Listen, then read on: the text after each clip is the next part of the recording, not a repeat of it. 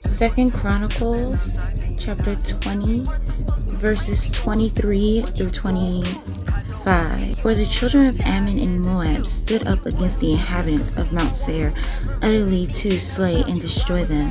And when they had made an end of the inhabitants of Seir, everyone helped to destroy another. And when Judah came toward the watchtower in the wilderness, they looked into the multitude, and behold, there were dead bodies fallen to the earth, and none escaped. And when Jehoshaphat and his people came to take away the spoil of them, they found among them in abundance both riches with the dead bodies and precious jewels, which they stripped from off themselves more than they could, which they stripped off for themselves more than they could carry away. And they were 3 days in gathering the spoil because it was so much. So oftentimes our enemies are hypocrites. They are people who are godless.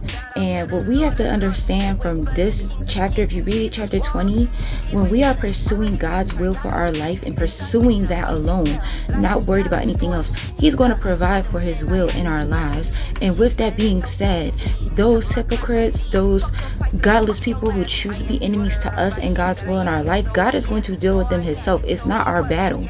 And the things that they intend for our harm will become righteous things. And I'm just going to give a brief example before I end this video. A lot of women find themselves in domestic violence situations. Well, you can have somebody try to put you into a domestic violence situation, end up at a domestic violence shelter, and with that, God blesses you with housing, a way to take care of you and your own children. That's a testimony of my family lineage, something that God allowed to happen in my own family, a real testimony, because my mother was always seeking the will of God and focused on the will of God no matter what was happening in life. That's just the word I was given to bring today.